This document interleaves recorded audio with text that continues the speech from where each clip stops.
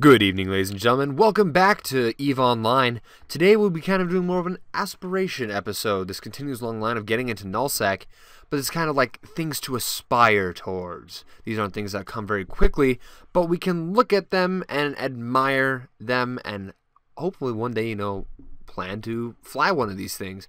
But we'll start small and work our way up, and we'll also kind of start in high sec and work our way towards nullsec ships. Alright, so we'll start with the capital industrial ships. These are made by Ore. We're going to look at the Orca really briefly. We'll pull up all the pictures of these things. This thing, it hauls ore. I mean, this is a mining command ship. It's what it does. It gives bonuses. I mean, the other ship also gives bonuses. It has a couple of features. But the Orca, I mean, it just hauls ore. So, that's kind of what the Orca is. We're looking at 1,451 meters long. That is approaching almost 4,500 feet. You're approaching a mile at that point. Alright, so roke reel's up next. You can see that you guys can take a look at these bonuses here. The roke reel does the same thing. It hauls ore, but it also gives even better bonuses for people who are actively mining a system, and has some other features about it that really help it out. I don't know all the exact specifics of the roke reel and how all its systems work, but I do know that it is capable of compressing ore within itself to make room for more ore, which means it can just pack even more ore into its space, and has a gargantuan hold for ore. Let's see, attributes, ore hold capacity 250,000 meters cubed. You can also fly full set of heavy drones or sentry drones, decent drone weight capacity. Yeah, you guys can check this out. It's got 40k room inside of it. This also another part about the roke reel. It is only allowed in low sec and nullsec due to the fact that it is a jump drive and cannot use stargates. The Orca can use stargates, but the roke reel unfortunately cannot. So it's really more geared towards, like I said, a low and nullsec geared ship. All right. So now we're going to move on to the freighters. We're sticking with that kind of high-sec agenda. Again, we're moving with the Amar because this is an Amar character. Most of the other ships go very similarly, fill very similar roles. All right, so Providence. 5% bonus to ship capacity, max velocity. Real simple stuff. How big is this thing? 2,484 meters. We'll be looking at somewhere around 7,500 feet. This thing is a giant cargo bay that flies through space. And it has engines on it so it can go somewhere. It flies through stargates, and it has the biggest cargo holds in the game. These freighters do. Its capacity is almost 750,000 cubic meters. These don't have the capacity to jump. They're actually very slow. Even their warp speed is quite slow, 1.37 AUs a second.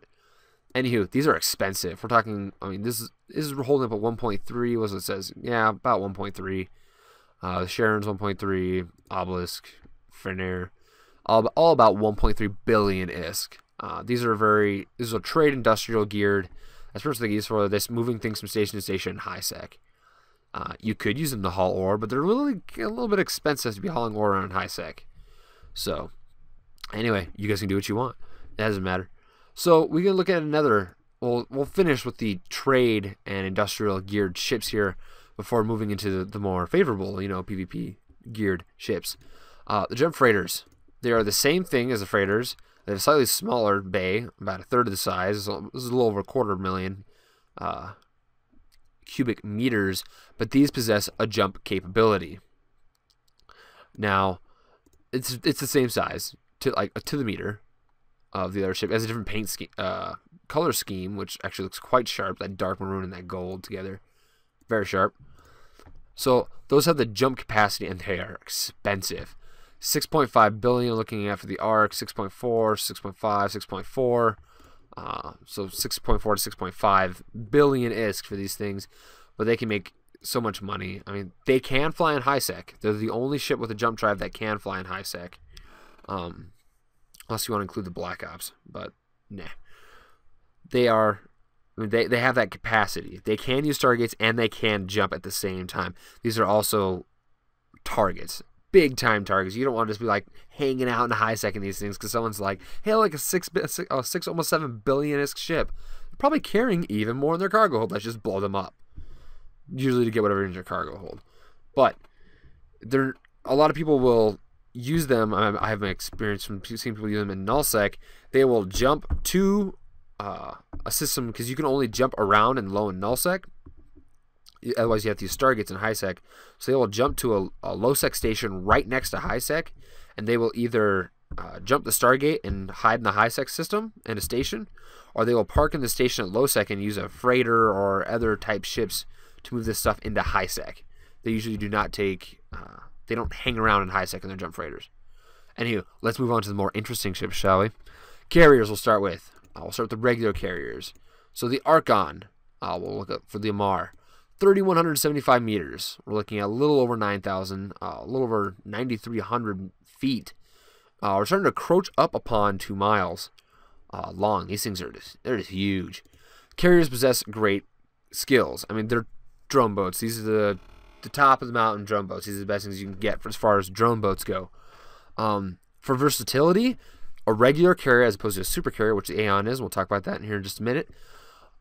A regular carrier is one of the most versatile ships there are. I mean, there are other ships that are easily in the running there, and it really depends on what you're doing, but carriers with their drones, I mean, all drone ships kind of get this, and with this, let's point out the drone bay capacity. This is the smallest, I do believe this is the smallest of all the 4 carriers, at 80,000 meters cubed.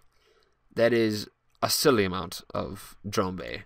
But the drones they usually fly are fighters, especially more of a PvP. The higher DPS drones they'll fly are fighters. And only carriers and super carriers can fly fighters, and they are 5,000 meters cubed apiece. They're quite a big thing. And all of them have their own sets. Like the Fireblogs do the most damage. The Injury, I believe, have the longest range. They all have their own little niches they fill. Alright, so back to the Archon. They have an incredible tank. The Archon specifically, and carriers, they are used for ratting. They're used to blow up ships. They're used for logistics big time. That's their roles in fleets for the most part, is logistics. They are one of the biggest logistics boats out there. And we will also cover all the capital ships in more detail individually at another point in time. I just want to give you guys an overview kind of. As you see, the Archon is a cap transfer, an armor transfer. The Caldari is shield and capacitor. The Glante is armor and shield. And so is the Nid, which is the Minmatar carrier. Or armor and shield as well. If you're armor fleets, you'll usually see Archons running around out and about together. There's not very many large PvP fleet shield fleets. There are some, but there are not many. Armor is much more common in larger fleets. So that's what carriers are really used for. They have lots of bonuses. The Amar carriers are known for a little bit better tank due to their bonus armor resistances. And there's a lot of fun tactics and really interesting tactics people have found out and utilized with carriers, and we'll go over those when we go over them in more detail. For now, we're going to drop down to Dreadnoughts, the next highest up. The carriers also run, you can see here. Actually, we can't get prices from right now. 1.1 to 1.4 billion. I had a deal in my corporation one time. We could get them for 900 million. That's just the hull. You need to put the fit on too. That could be easily hundreds of millions of extra ISK. So, anywho, we're on the Dreadnoughts. Revelation.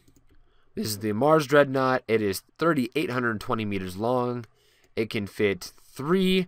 I do believe 3. I double checked that against the attributes. The fitting. Yes, 3 turret hardpoints. It fits capital size weapons. I believe that ship's actually open. Pop in the ship equipment quickly. Like I said, we're just going to brief overview. Not hybrids. Lasers.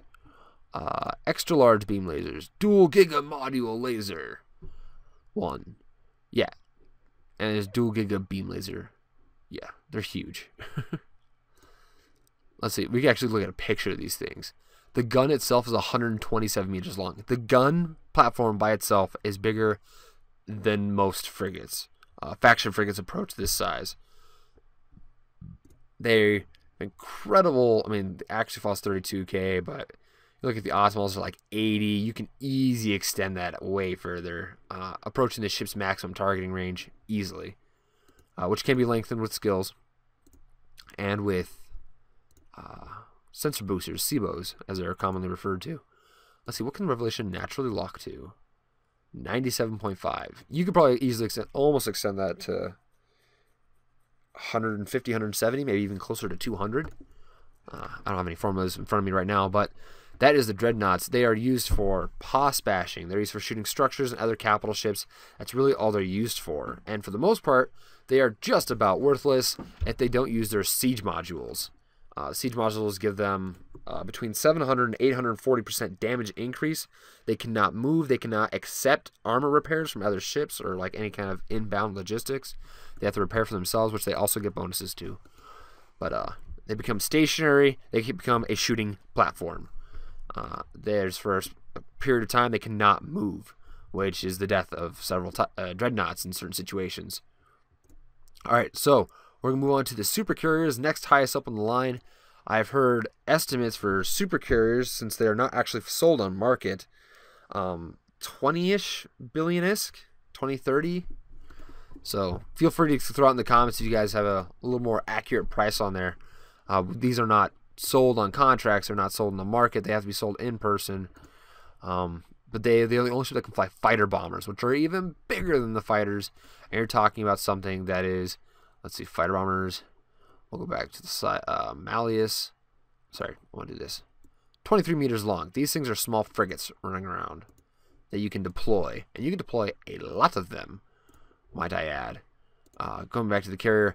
Per carrier skill, you can deploy 3 additional fighters or fighter bombers with Supercarriers. And with the Supercarriers, they can't carry all types of drones. Unlike the carriers, the regular carriers, they can carry any type of drone, exempting fighter bombers. But they can fly like light drones, salvage drones, armor maintenance drones, or whatever logistics drones you have. You can go mining with them if you really wanted to. It's kind of an inefficient use of this ship, and you can spend your elsewhere and be a lot more efficient with it. You could if you want, though. And they could also fly fighters. They could also fly, like sentries or heavies or mediums. Those can all go. And ECM drones and all the electronic warfare stuff. But the Supercarriers can only fly fighters and fighter bombers. They do boast a larger capacity and a larger drone bandwidth at 12,500 and drone capacity of 150,000. But, when you look at their traits, you're looking at 3 additional fighters, fighter bombers per level. That's 15 fighters and fighter bombers at carrier 5. Then what you're looking at, you can already fly 5, so that's 20. And let's see, I do believe you can fit drone controlling, so you might be able to get it out to 24 or 5, depending on the high modules. So you'd either be able to fly 20 or you'd be able to fly 25 fighters or fighter bombers out of a carrier, out of a Supercarrier, which is just chaos. That's a lot of DPS going out. They can chew through capital ships, and that's really what these are geared towards fighting. They're geared towards fighting other capital ships, super capitals, structures. You could probably pop a battleship pretty quickly.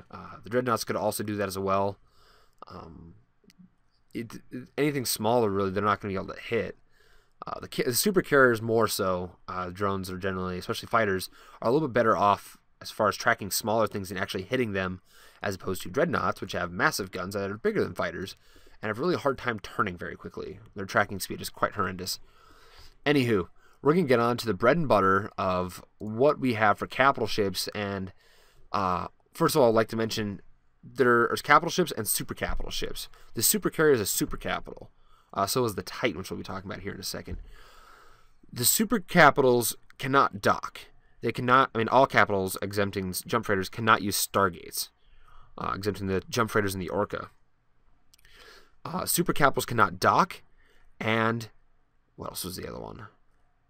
Yeah, that's the big drawback, is they can't dock. You can't put it in a station. It has to be in space at all times. When you log off, like if you log off safely, there's a new button for that now, a new-ish button for that.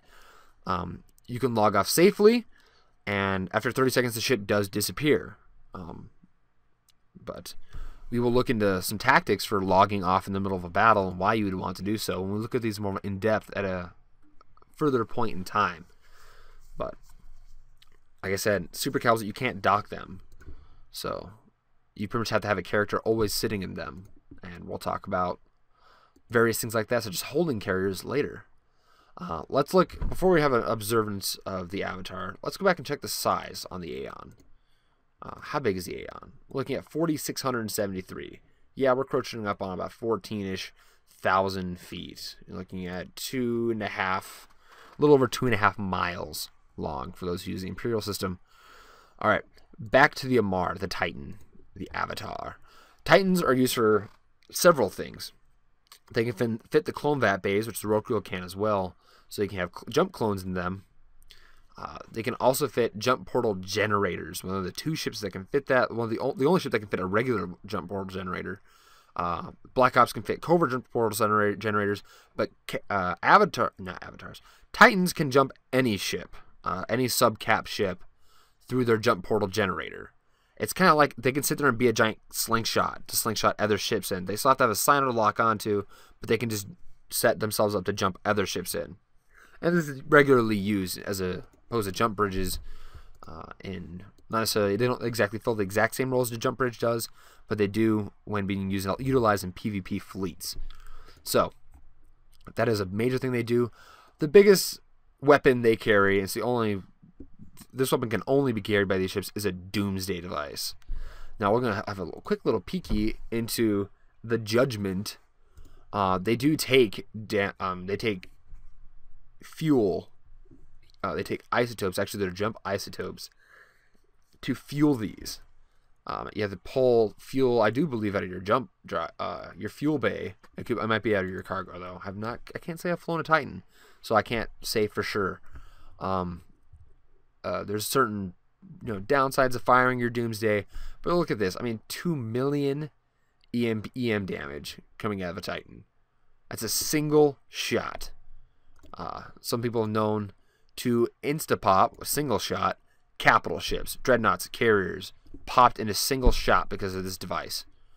This device is similar to bombs and stealth bombers. It cannot be flown in nullsec.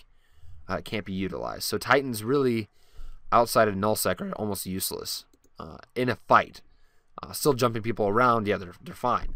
But actually in a fight, like actually participating within the fight itself, they lose a huge part of who they are in the fight.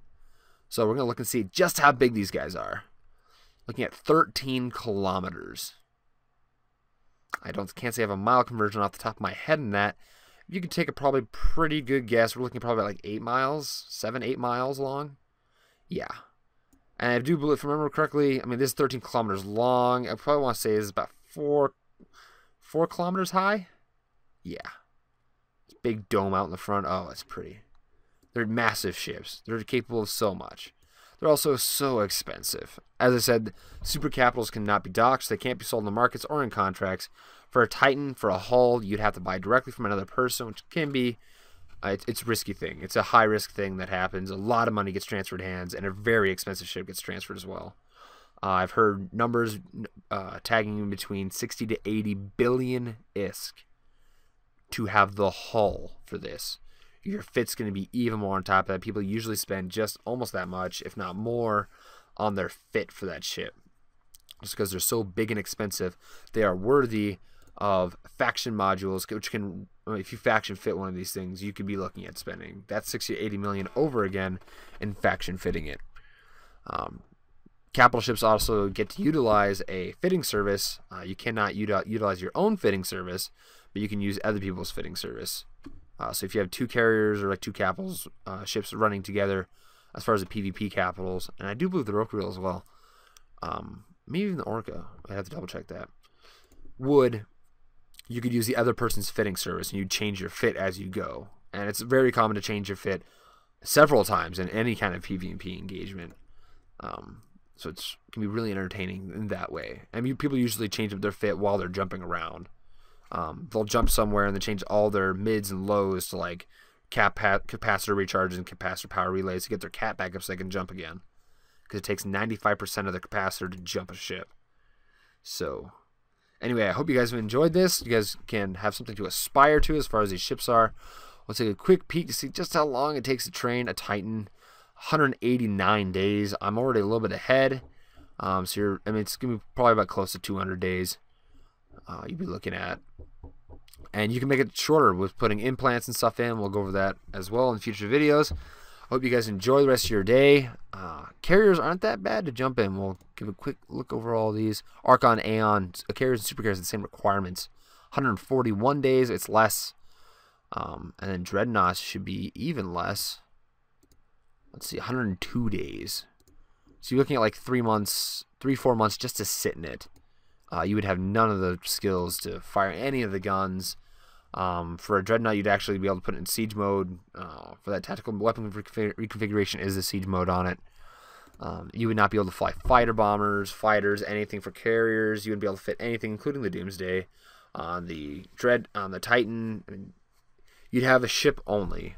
And some of these skills are not cheap at all.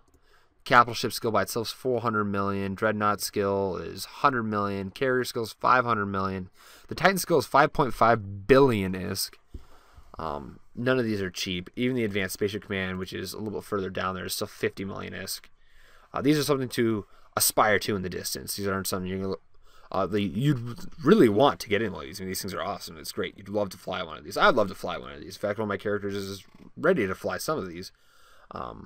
And so we'll see what happens. But like I said, this is really something geared more towards what you could aspire to flying one day. They're so far out that it's going to be a while. So anyways, I hope you guys enjoyed the video. Don't forget to subscribe. We have more videos coming. You guys have a great rest of your Tuesday.